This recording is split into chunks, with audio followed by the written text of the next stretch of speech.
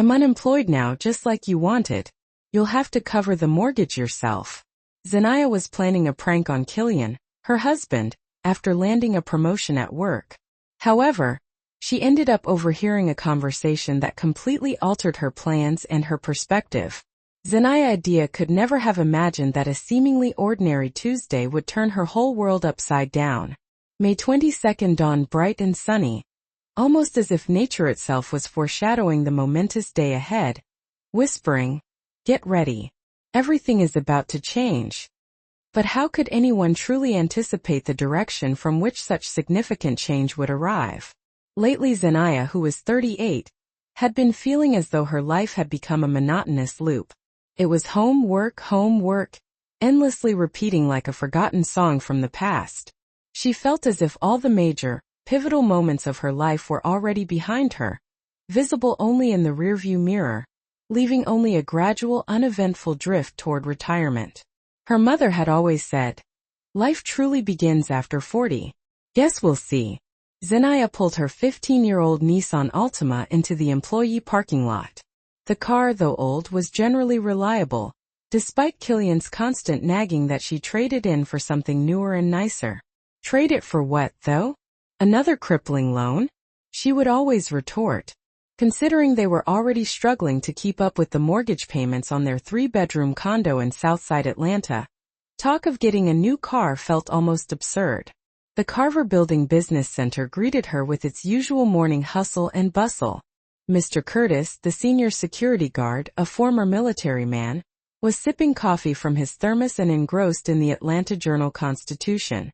"Morning, Ms. Adia," he said with a friendly greeting. "That Falcons game last night was something else, wasn't it? They really put the hurt on the other team. It reminded me of the '99 season. Do you remember that one?" "I remember, Mr. Curtis. I remember," Zanaya replied with a warm smile, even though she'd never actually followed football. "How are your grandkids doing?" she asked politely. "Growing up like weeds, they are. The youngest already knows his multiplication tables. Can you believe it? My wife, though, she's still canning everything she can get her hands on. Our cellar is overflowing." I asked her, "Why so much, woman?" And she tells me, "You remember the recession in '08? That's why." Zanaya nodded sympathetically as she headed toward the elevators. Mr. Curtis was right. The generation that had lived through economic hardship never really lost the habit of stocking up on things. She and Killian also had jars of pickled cucumbers and stewed peaches in their pantry, all of which she canned at the family land every summer, even though she knew she could buy any of it at the store. The marketing department was already buzzing with activity. The coffee machine was humming, the printer was spitting out pages, and phones were ringing non-stop.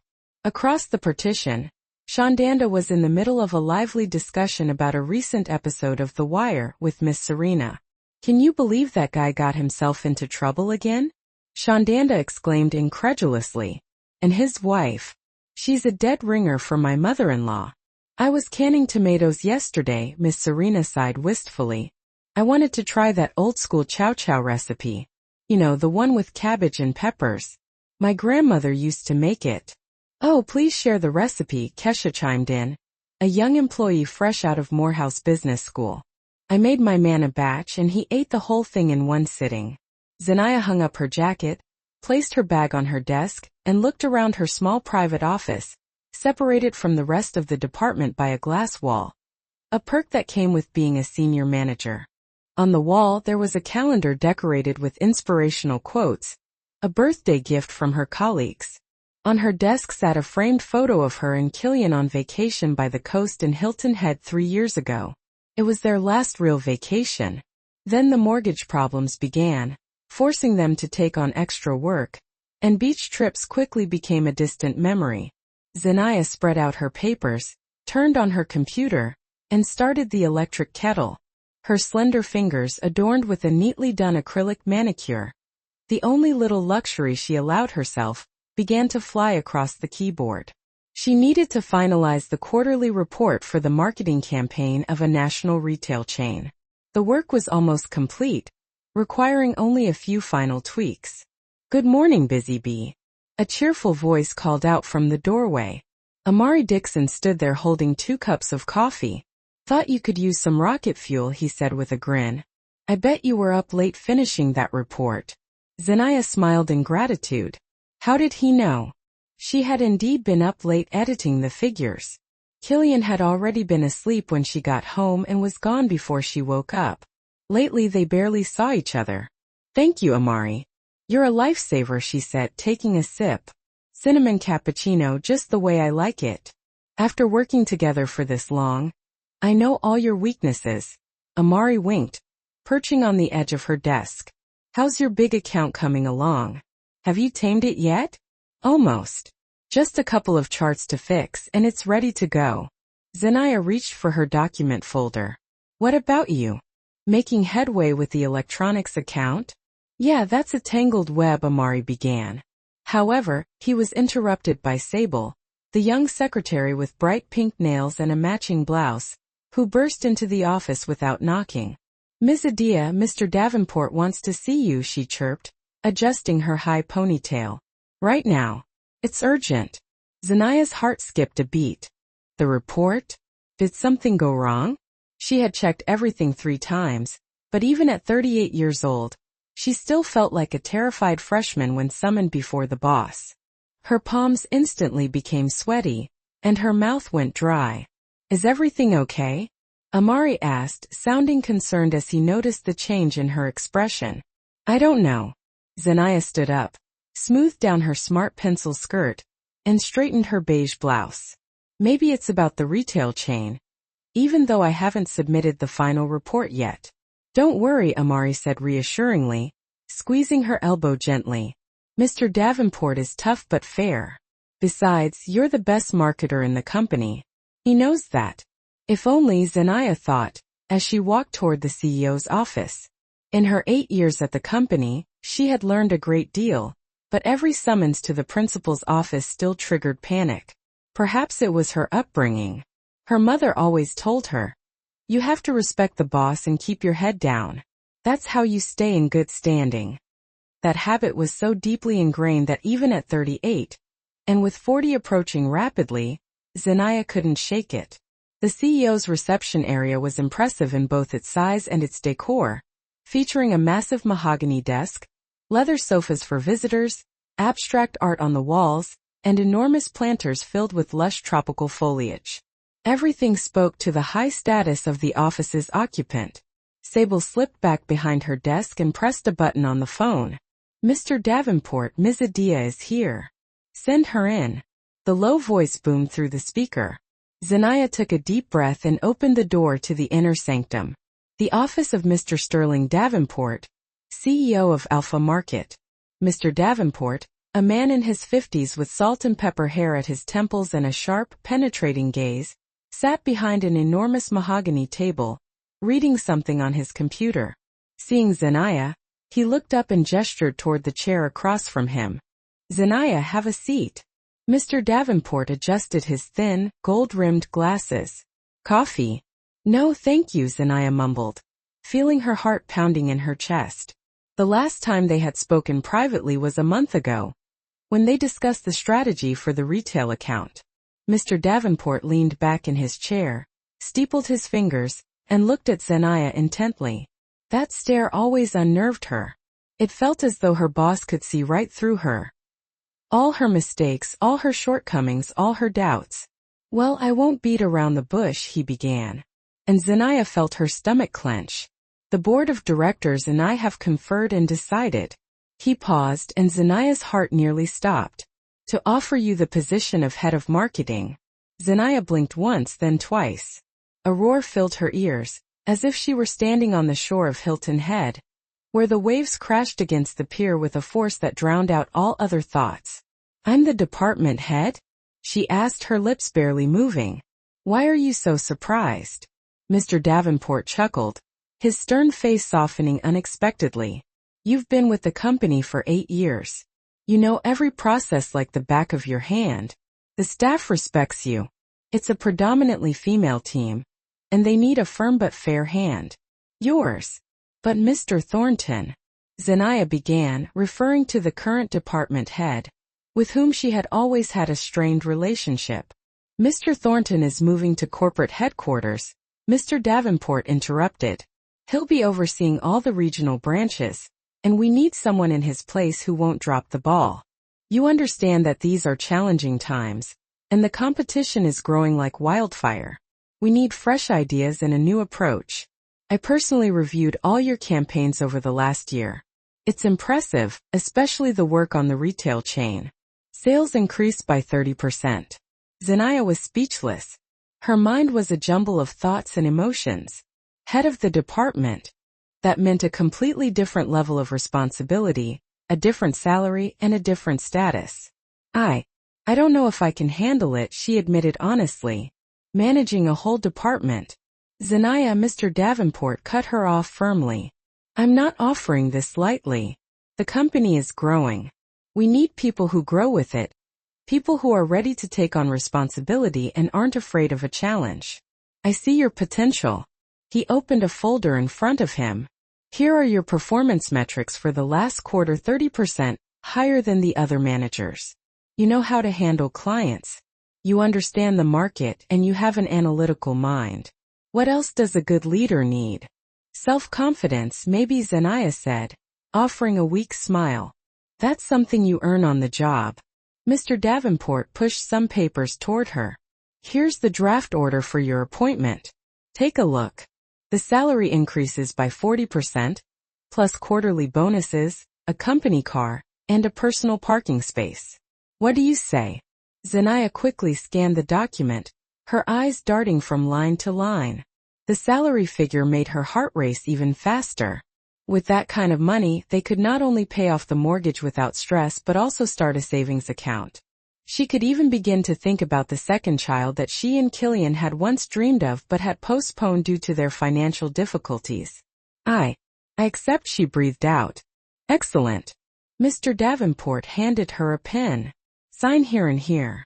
You start your new duties on Monday. In the meantime, I suggest you familiarize yourself with the department's current projects and prepare a work plan for the next quarter. You'll present it to me on Monday. Zanaya walked out of the CEO's office on shaky legs. She clutched the copy of the order in her hands, as if afraid it would disappear if she loosened her grip. A promotion. A real serious promotion. Good heavens. Only this morning, she had been worrying about barely scraping together the mortgage payment for their 3-bedroom condo in a cookie-cutter neighborhood. Now she could even start saving for repairs on the family land, the half-acre her parents had left her, where they still planted vegetables every summer, just in case. Times were just so uncertain. Well, were you hauled over the coals? Amari, her colleague, and the only other man in the department besides the courier, poked his head in, offering her another cup of coffee. Judging by the look on your face, it was a rough one.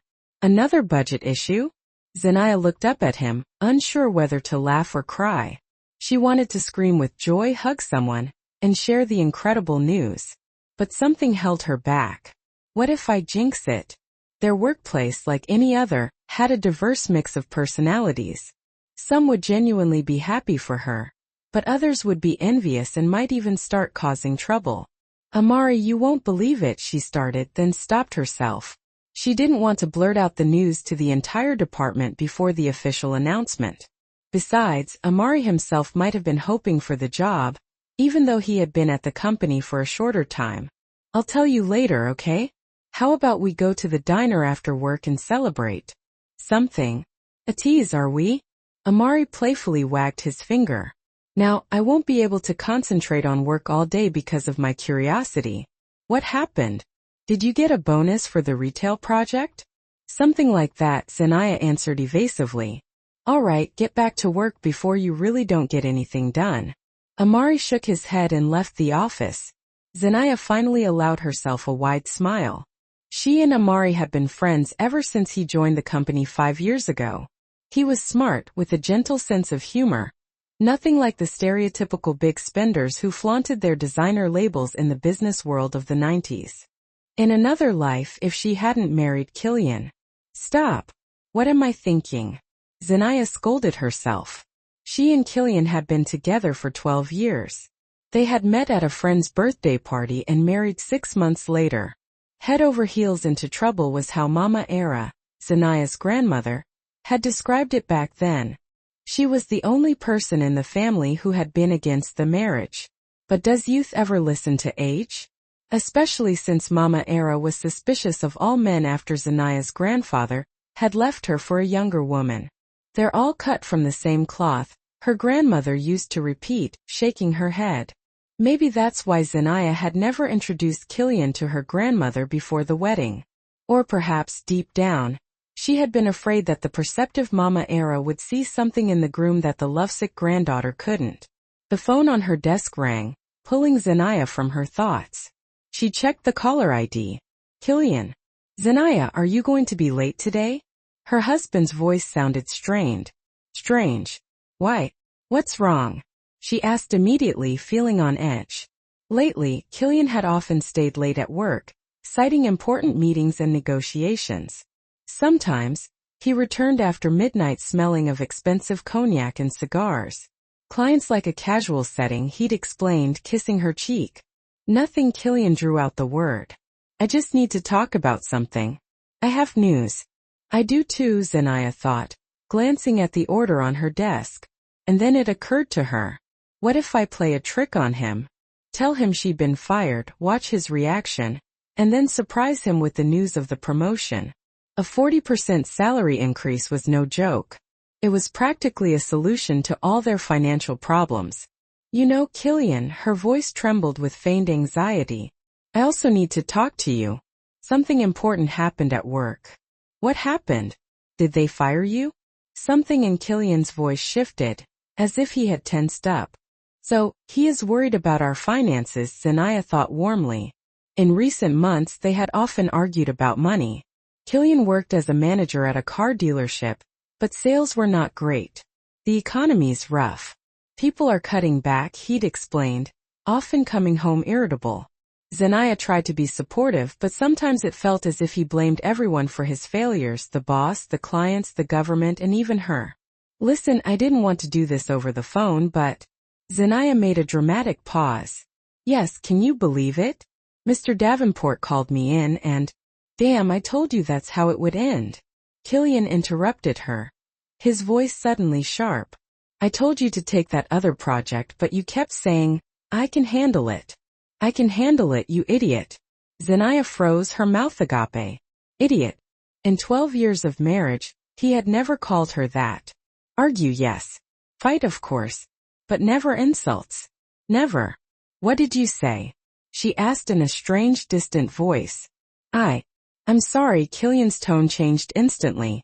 I'm just in a meeting right now and I'm stressed. You caught me off guard. Can you tell me the details tonight? I've got to go. The line went dead. Zanaya slowly put down the receiver, feeling a strange tightness in her chest. The joke had failed miserably. And what was that all about? Why had Killian reacted in that way? She tried to get back to work, but her thoughts were scattered. She could only picture her husband's face, a look she'd seen months ago when he had come home tipsy from a corporate party and had picked a fight with her over the pot roast being underseasoned. He had been irritable then, snapping at her over nothing, but he had never crossed the line into insults. The phone rang again. Zanaya jumped. Killian. Hello, she cautiously answered. Zanaya, honey, how are you? Mama Era's voice was cheerful, despite her 83 years. You haven't visited in a while. I miss you. I miss you too, Grandma, Zanaya sighed in relief. I've just been so busy with work. Work isn't going to run away into the woods, her grandmother scoffed. Zanaya smiled. She had heard that saying countless times during her childhood. Come over today, okay? I baked an apple pie, the kind you love, and I opened a jar of last year's raspberry compote. Remember it? I remember, Grandma. Tears suddenly welled up in Zanaya's eyes. I got a promotion today. I'm the head of marketing. Oh, congratulations, honey. Mama Era cheered sincerely. I always knew you were a smart girl. See, things are working out. And your Killian, is he happy? Zanaya hesitated. I haven't told him yet. Well, I did, but I joked that I was fired. Why? Her grandmother asked, sounding surprised. I don't know, Zanaya admitted honestly. It was a stupid joke. He got really angry. Angry? A note of caution crept into her grandmother's voice. Angry that you were fired? He should have been supportive. Exactly, Zanaya said, twirling a pencil in her hand. I didn't expect that reaction. Oh, Zanaya, Mama Era sighed. I always said you can't trust men. They only think about themselves. Remember your grandpa. But never mind that. Just tell me, will you come by today? We'll celebrate your promotion. It's a big deal. I can't, Grandma, Zanaya replied regretfully. I have to talk to Killian. He said he has some news too. Fine, the old woman agreed. Just promise me you'll come this weekend and bring Killian too. I want to meet him finally. You've been married 12 years, and I've only seen him in pictures. I promise, Zanaya said, even though she knew Killian would probably find an excuse not to go. He always did work, an important meeting, or a headache.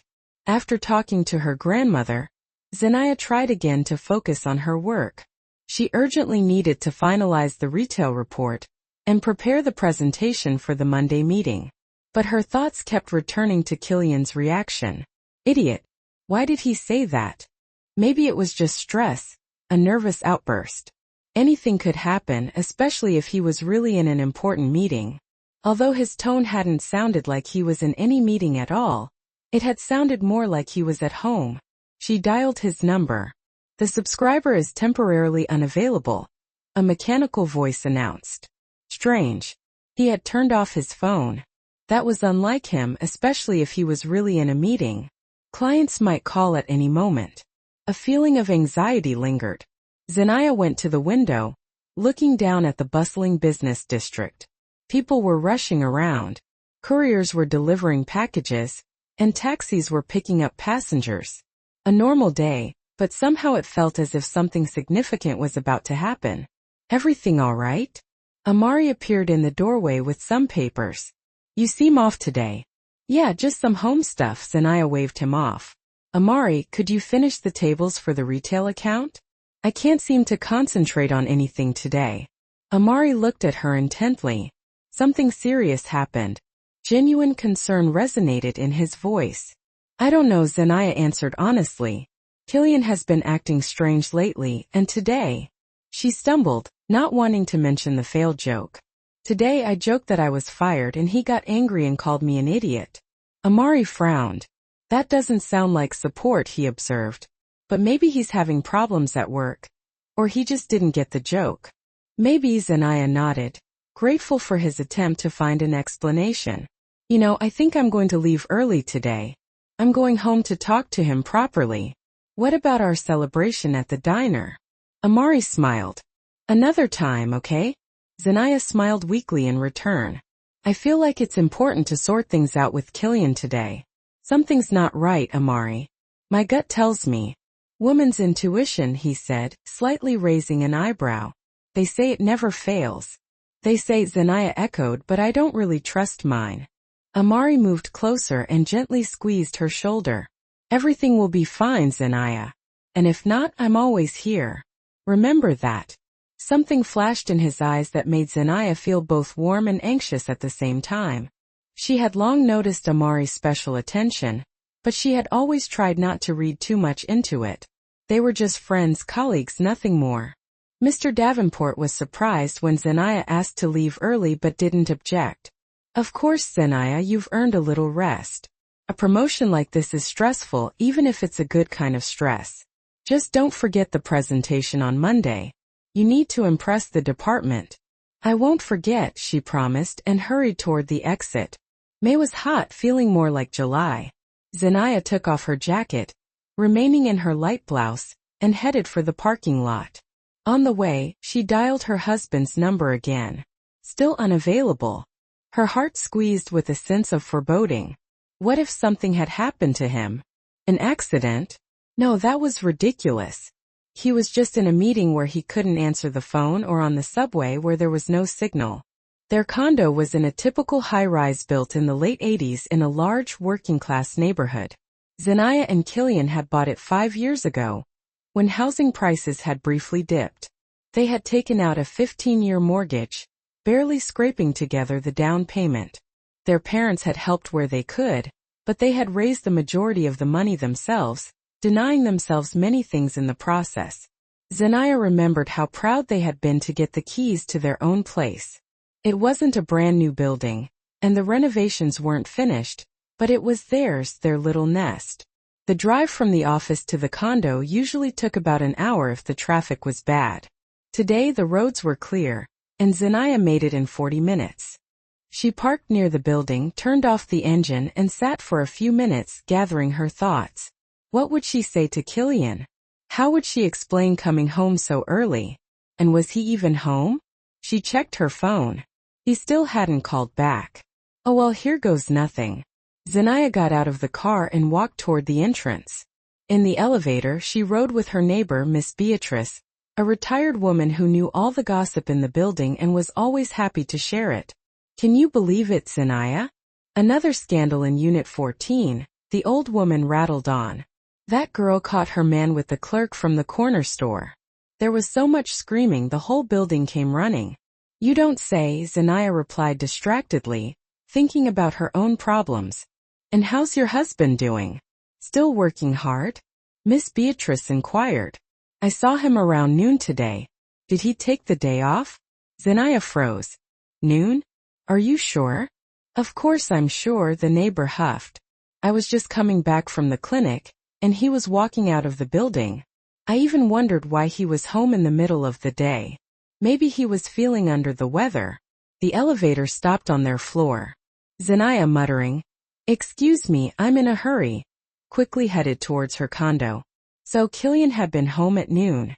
Not in a meeting, not at work. Are you sure she has no idea? The female voice asked. 100%, Killian snorted. That idiot believes everything I tell her. 12 years she's believed it. Can you imagine? Zanaya felt the floor disappear from under her. She grabbed the wall to keep from falling. Idiot. He called her an idiot behind her back. The man she had trusted for 12 years. 12 years? That's a long run, the woman replied with a laugh. Her voice was young, slightly husky. But you said she has a rich grandmother with a condo downtown. Rich is an understatement, Killian chirped up. A 3-bedroom brownstone in the West End. Can you believe it?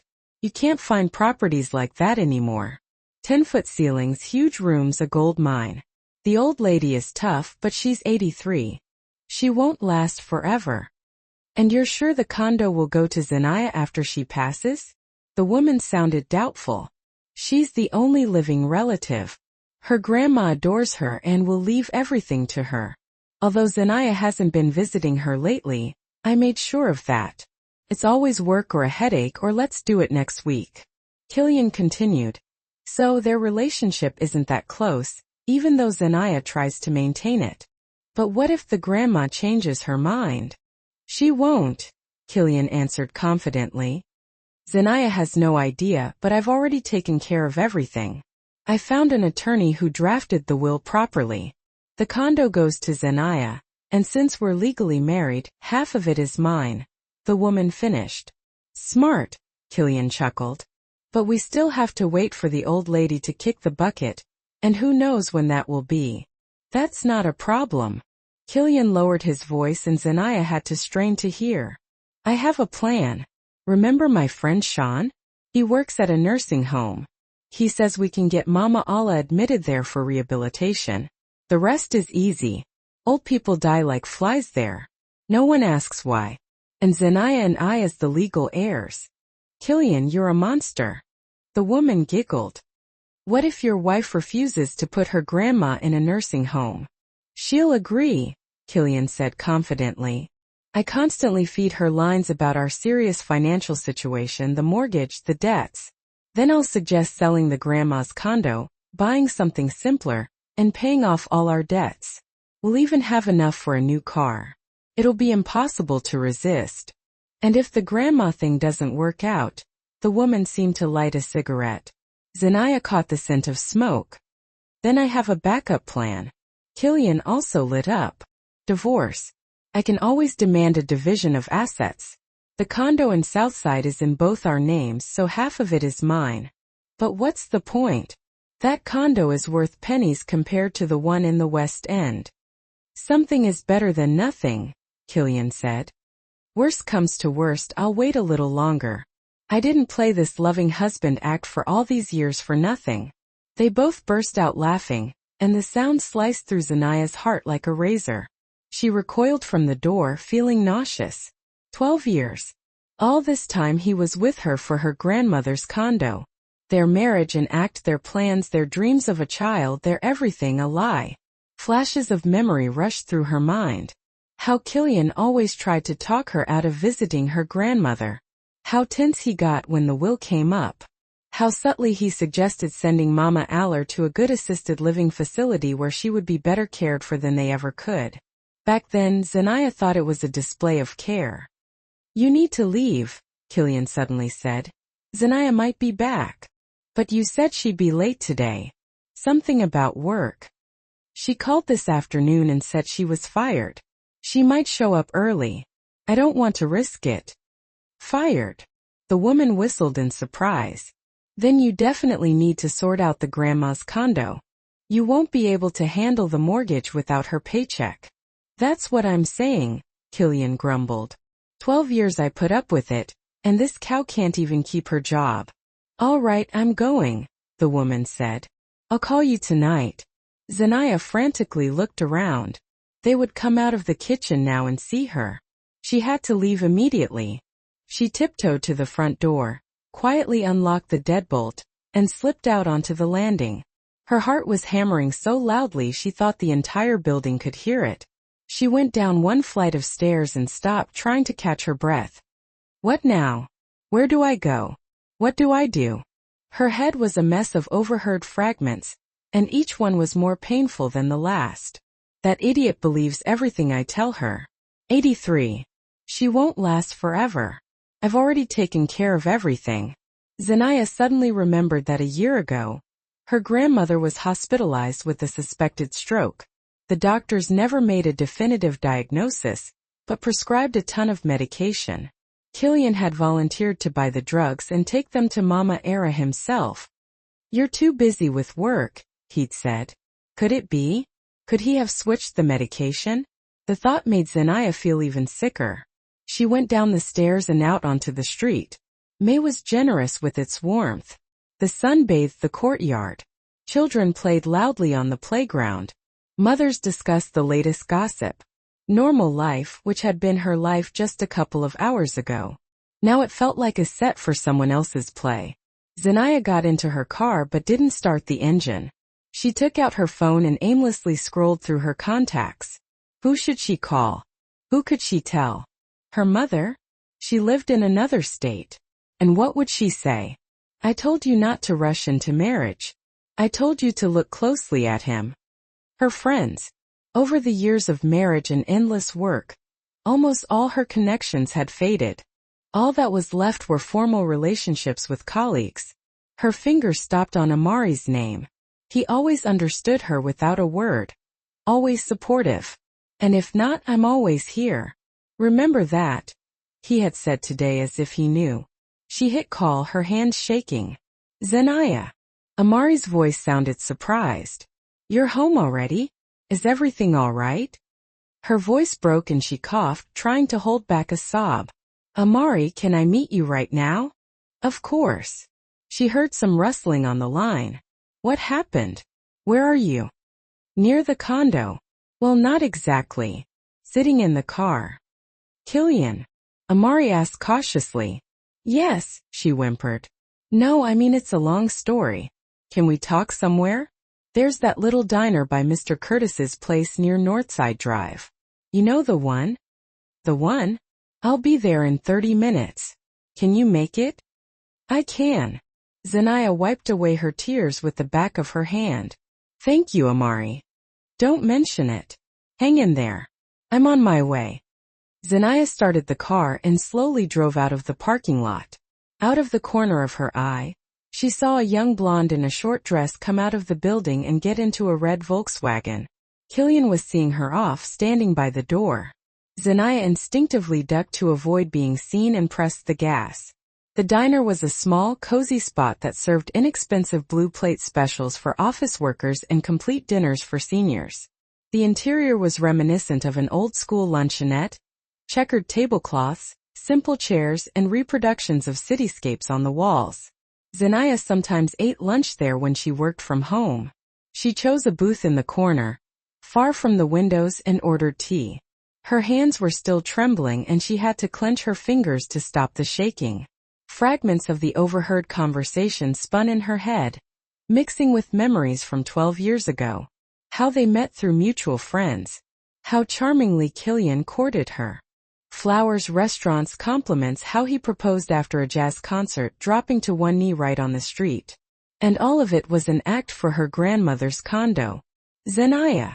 Amari appeared so suddenly that she jumped. Sorry, did I scare you? No, I was just lost in thought. She smiled weakly. Amari sat across from her, looking at her intently. Concern was written all over his face. What happened? Did you fight with your husband? If only. Zanaya shook her head. Amari, you won't believe it. I still don't believe it myself. Tell me. He covered her hand with his. I'm listening. And Zanaya told him haltingly, jumping from one topic to the next, but laying out everything. The promotion, the stupid joke about being fired, Killian's strange reaction, and the overheard conversation. With every word she felt lighter, as if the weight inside was slowly melting away, giving way to a dull ache and emptiness. 12 years, Amari, she whispered, weeping again. 12 years he was pretending, and I really loved him. Truly loved him.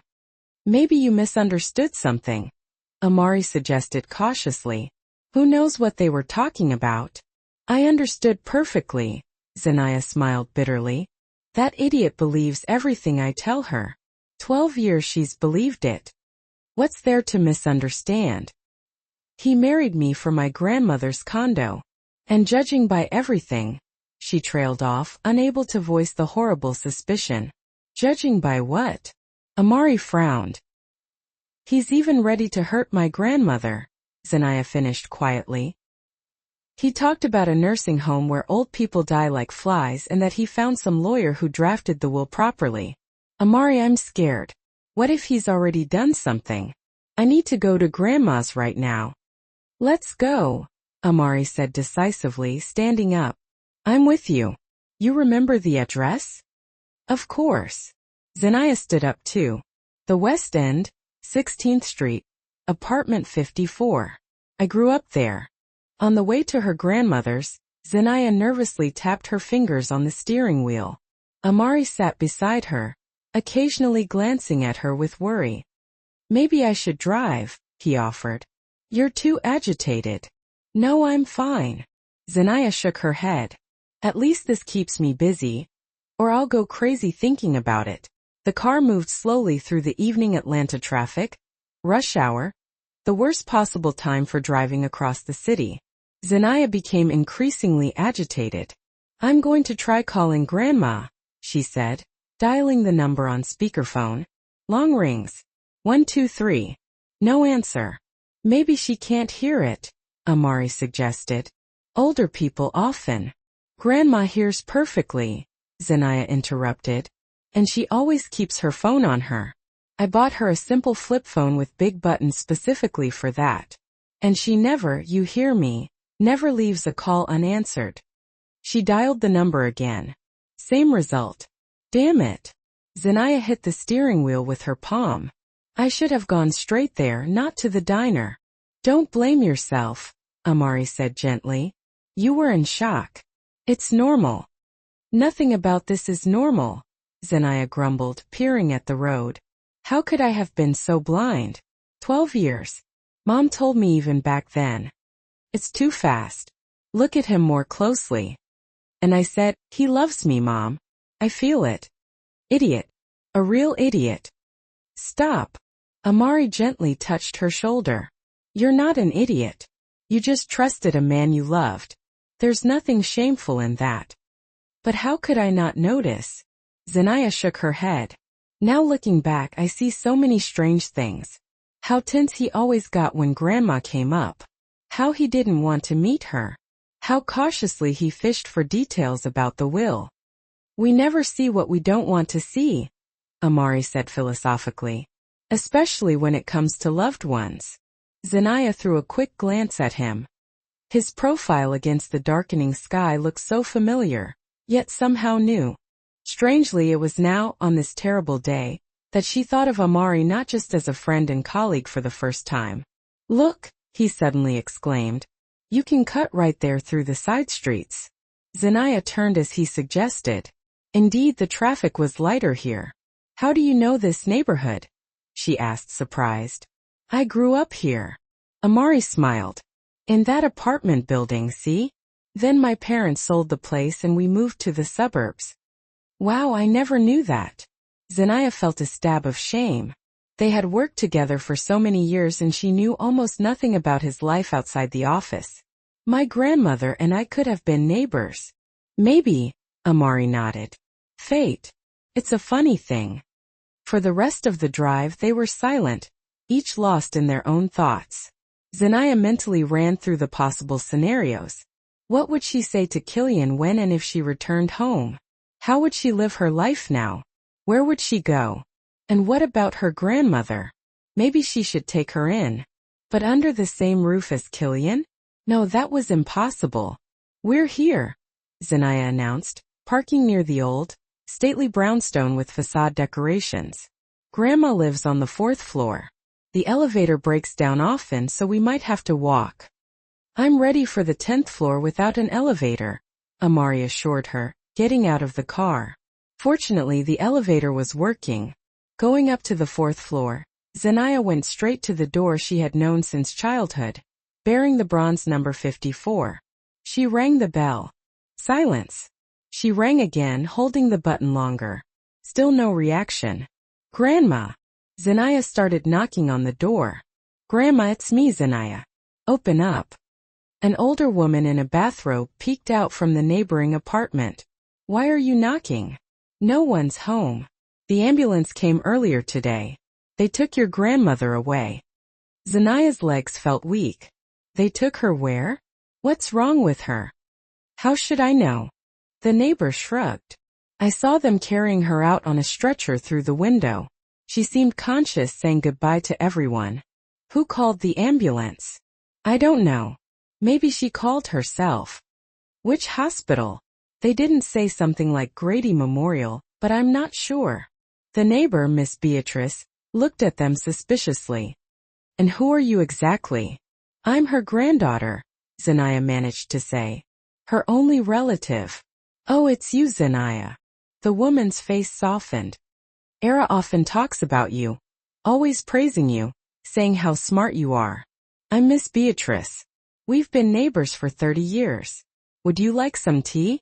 I just baked a sweet potato pie. Thank you, but we need to rush to the hospital. Zanaya was already pulling out her phone. Do you know who exactly called the ambulance? Who knows? Miss Beatrice spread her hands. Maybe your husband. He came by today.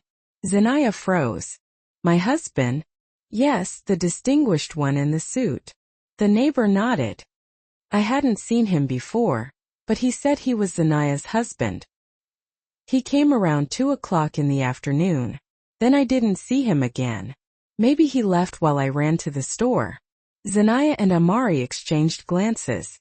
The same question was in both their eyes. What was Killian doing at Mama Aller's? Thank you so much, Miss Beatrice. Zanaya forced a smile. We're heading to the hospital. When they left the building, Zanaya clutched her head. It was him. He did something to Grandma. First he visited her, and then they had to call the ambulance. Amari, what do we do? First, calm down, Amari said firmly. We don't know for sure what happened. Maybe it's just a coincidence. Let's call Grady and find out if Layla is there. He took out his phone and found the number for the emergency department. After a few minutes of talking with the charge nurse, Amari got confirmation. Yes, Layla Ada was admitted today with a suspected stroke. Her condition is stable, but visitors are prohibited for now. A stroke? Zanaya repeated when he relayed the information. She had a suspected stroke a year ago, but the diagnosis wasn't confirmed. Then she suddenly stopped. Oh God, what if it was Killian then too? What if he somehow gave her something? Don't jump to conclusions. Amari squeezed her hand. Your grandmother is 83. Health problems at that age are common. You don't have to assume malice. But the timing is too perfect. Zanaya shook her head. First, he tells his mistress about the plan with the nursing home where old people die like flies. Then he goes to Grandma's and a couple of hours later, an ambulance takes her away. I don't believe in coincidences like that. Amari thought for a moment. All right, let's be logical. If he really did something, it should leave traces. The hospital can run tests and identify foreign substances. If they look, Zanaya noted grimly, they'll probably just chalk it up to age and chronic illness. Who would think to test an 83-year-old woman for poisoning? Then we need to go to the police, Amari said decisively. We'll tell them about our suspicions. With what? Zanaya smiled bitterly. Hello, I overheard my husband talking to his mistress, and I think he wants to poison my grandmother for her condo. They'll laugh us out of the precinct. What if we find the woman? Amari suggested. Did you see her? Can you identify her? A glimpse from the back. Zanaya shrugged. A young blonde in a short dress. There are a million of those in Atlanta. They got back into the car but didn't rush to leave. Zanaya leaned back in the seat, closing her eyes. You know what the worst part is? She said quietly. Even if we can't prove anything, I know the truth now. I know my marriage was a sham. That the man I lived with for 12 years was lying to me, using me, and calling me an idiot behind my back. Her voice wavered. How do I live with that now, Amari? One day at a time, he simply replied. At first it will hurt a lot, then a little less, then even less, and one day you'll wake up and realize the pain is gone.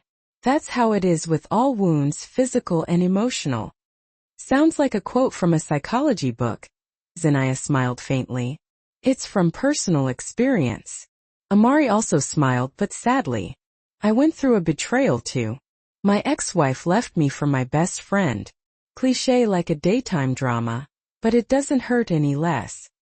You never told me, Zanaya said, surprised. You never asked, he shrugged. Everyone has their scars, Zanaya. But you know what? I learned that they make us stronger. Or at least more interesting. Amari. Zanaya suddenly straightened up. I have a chance to change everything now. In what way? I got the promotion this morning. Remember? I'm the head of marketing now with a serious raise. Now I can pay the mortgage myself. I don't need Killian. What about his share of the condo? Amari reminded her. To hell with that condo. Zanaya waved her hand. We'll sell it. Split the money. I'd rather rent a room and know that he's not around that. She couldn't find the right word and just waved her hand. And how will you handle it? Amari asked cautiously. Will you tell him straight up that you know everything? I don't know, Zanaya answered honestly. Not yet. First I need to make sure Grandma is okay. Let's go to the hospital. But they won't let us in, Amari reminded her. It's late. They will, Zanaya said confidently, starting the engine. Miss Beatrice said Grandma was conscious when they took her. That means she'll ask about me and she'll be waiting. And if they don't let us in officially, we'll go unofficial.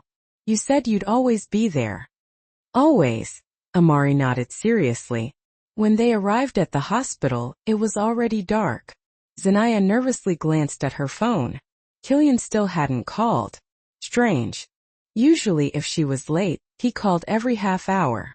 Did he not even notice her absence? Or did he notice but assume she was at work as she had promised this morning? I'm going to find out what room Grandma is in, Zanaya said, getting out of the car. I'll go with you. Amari also got out. No, better if I go alone. Less attention. Zanaya walked decisively toward the main entrance. How many times had she passed through those doors visiting colleagues, relatives, and friends? But today, everything was different.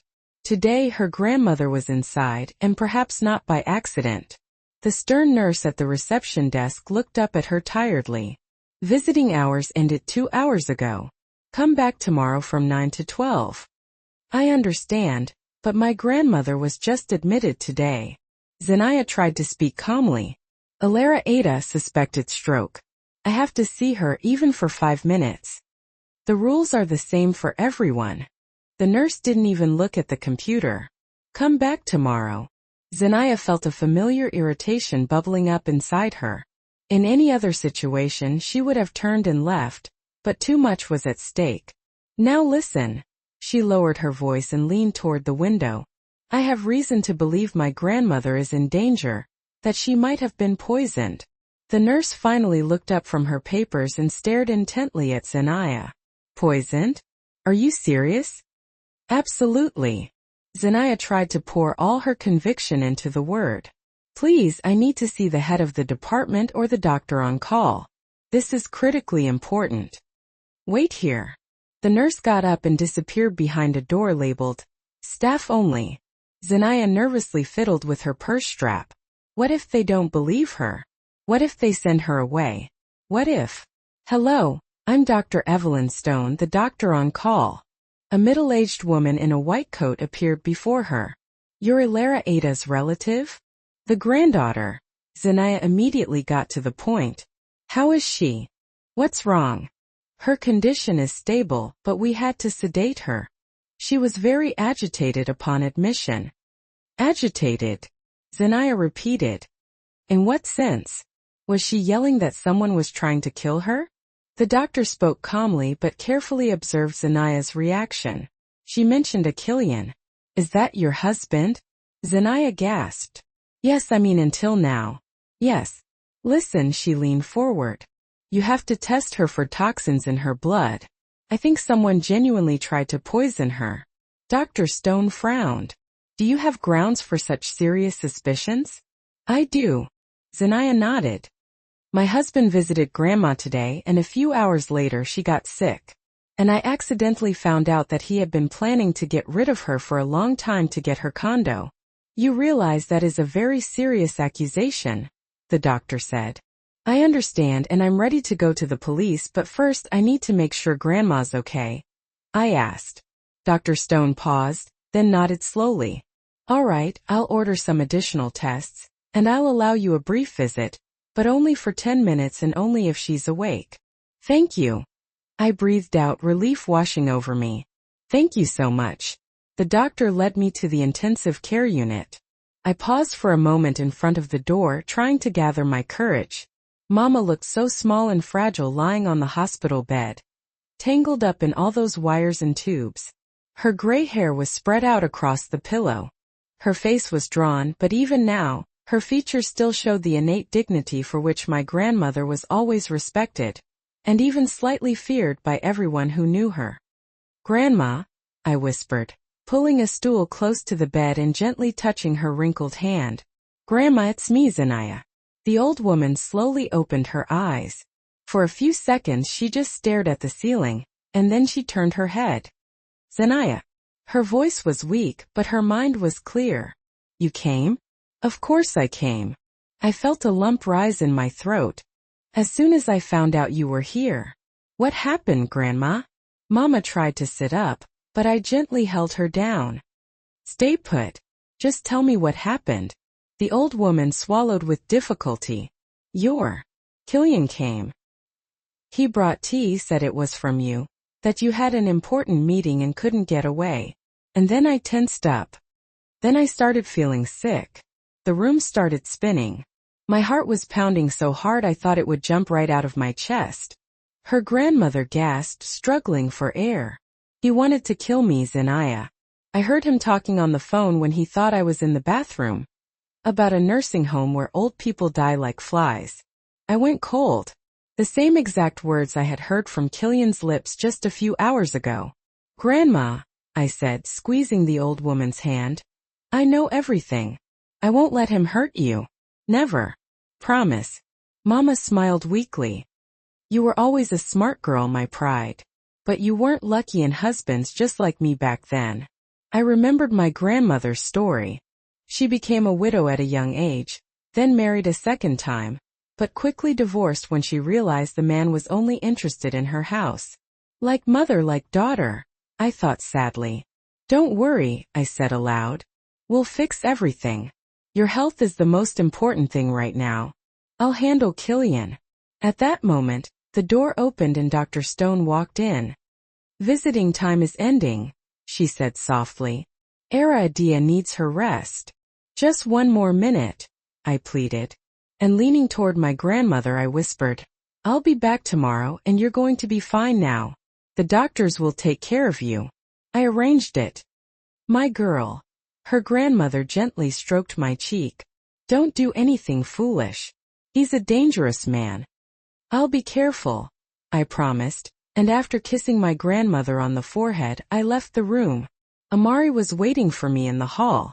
Seeing the look on my face, he asked anxiously, What happened? It's exactly as we thought, I replied quietly.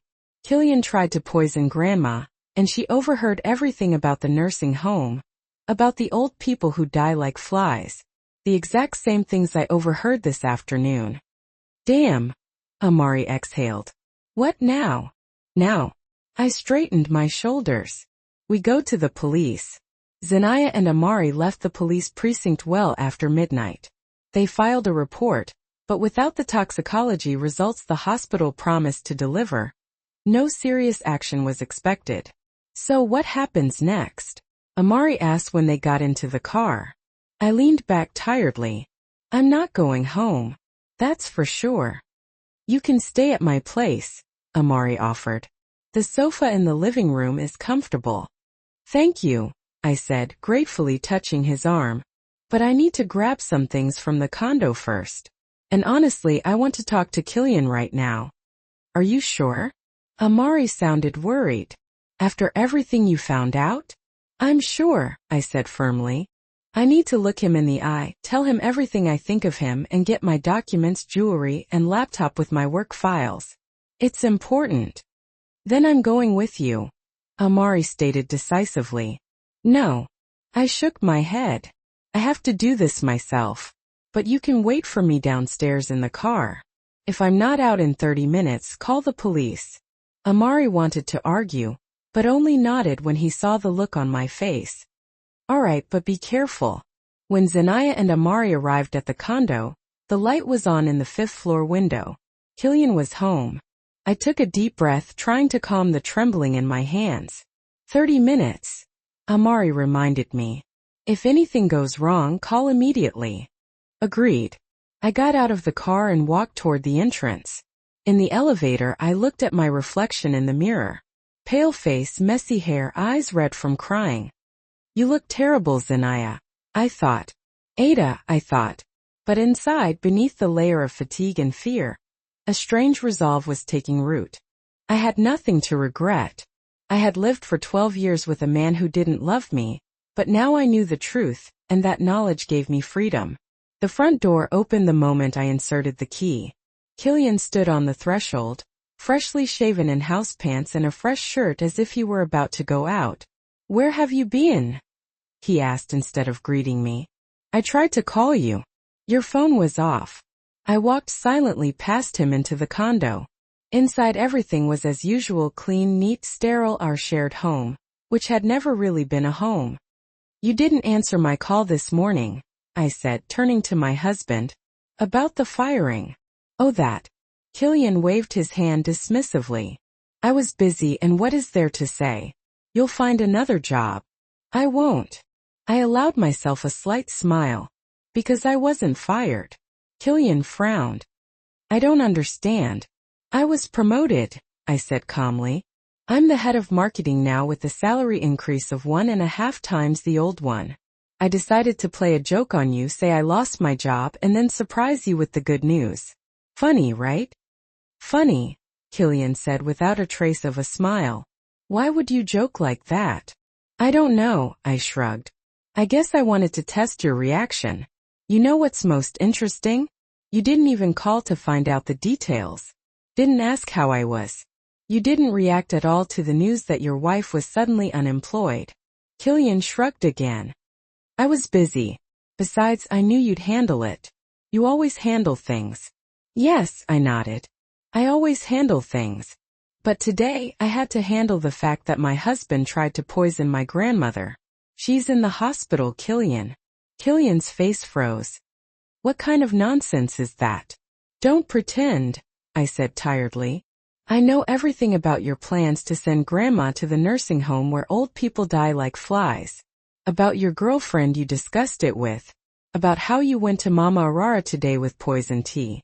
You've lost your mind. Killian took a step back. What poison tea? I just visited your grandmother. Brought her some treats. She's your only family. I wanted to show I cared. How caring, I said with a bitter smile. Yet somehow after your visit, Grandma ended up in the hospital. And you know what?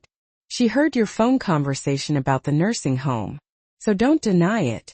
Killian's face changed. The mask of the caring husband dropped, revealing cold calculation. Prove it, he hissed. You can't prove anything. The old woman is senile. She's over 80. Who will believe her? They'll believe the results of the tests, I countered. Which they are doing at the hospital right now, and they'll also believe the recording of our conversation, which I'm making on my phone right now. I took my smartphone out of my pocket, the red recording indicator blinking on the screen. It was a bluff.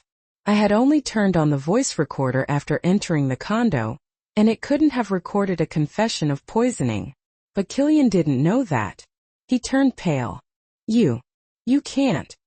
I can. I cut him off. And I already have. The police report is filed. Grandma gave a statement. And now this recording.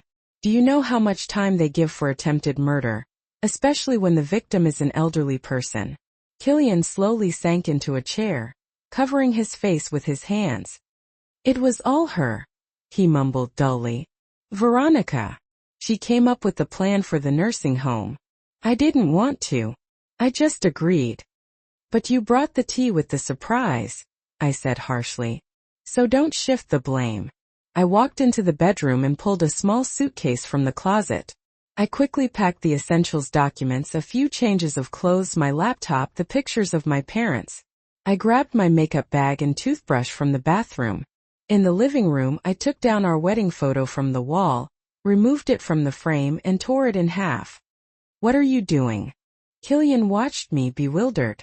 I'm leaving, I simply replied. We'll get the divorce through the court. We'll sell the condo and split the money. I don't care. Take your share and disappear wherever you want.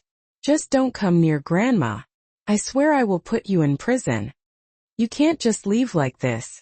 Killian's voice took on a pleading note. We've been together for 12 years.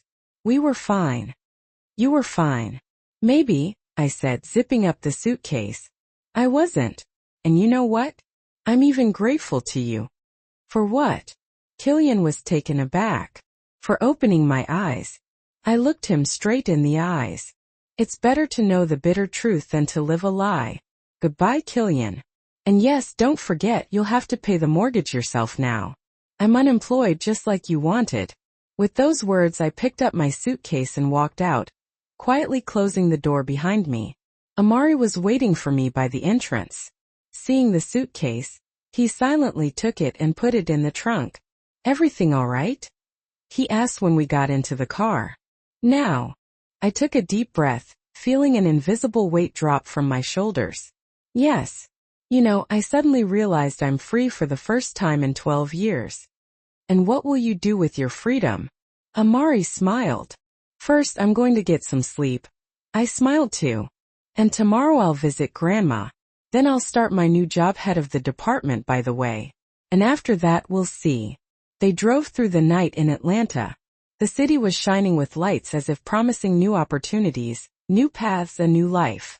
I looked out the window and thought about how strange everything had turned out. This morning I planned to play a joke on my husband by faking a firing, and by evening my life had been turned upside down. If my great-grandfather had known that his brownstone would be the cause of such drama, I thought with irony. Mama often told the story of how her father, an engineer who built half the city's bridges, received the deed personally from the mayor. Those were the days, my grandmother would sigh. When people were valued for their deeds, not their money. What are you thinking about? Amari asked, noticing my smile. About how everything has changed over the last few years, I replied. And about how some things never change. Like what? Like how you only know your true friends in times of trouble. I gratefully touched his arm. Thank you for everything. Always, he simply replied. Where are we going? I don't know, I admitted honestly. Can I stay at your place for a couple of days? At least until I find a short-term rental or decide what to do next. Of course, Amari nodded. Just a warning. I have a cat. He's mean and arrogant like all cats. I love cats, I laughed. Especially the mean and arrogant ones. I suddenly felt light for the first time in a long time, as if I had shed not only the burden of a failed marriage, but also all my fears, doubts, and self-doubt. Ahead of me was a new life. Unpredictable, perhaps difficult, but real. Her own life. And you know what? I said, looking up at the night sky. I'm actually grateful for this day. The failed joke turned out to be the biggest stroke of luck. Every cloud has a silver lining. Amari smiled. As my grandma always used to say. As all grandmas always used to say. I smiled too. And you know what? They were right as always. The car turned onto a quiet street, carrying us away from the past and toward the future. What it would hold was unknown, but there was a certain beauty, a promise, a hope in that uncertainty, and I was ready to face the challenge. Did you like the story? And which city are you listening from? Let's meet in the comments. If you like the story, you can support me by sending a super thanks so I can keep bringing more stories like this. Thank you so much for your sweet support. I'm looking forward to your comments on the story. On the screen you can see 2 new life stories that I highly recommend. There's so much more on my channel. Don't forget to subscribe. See you in the next life story with love and respect.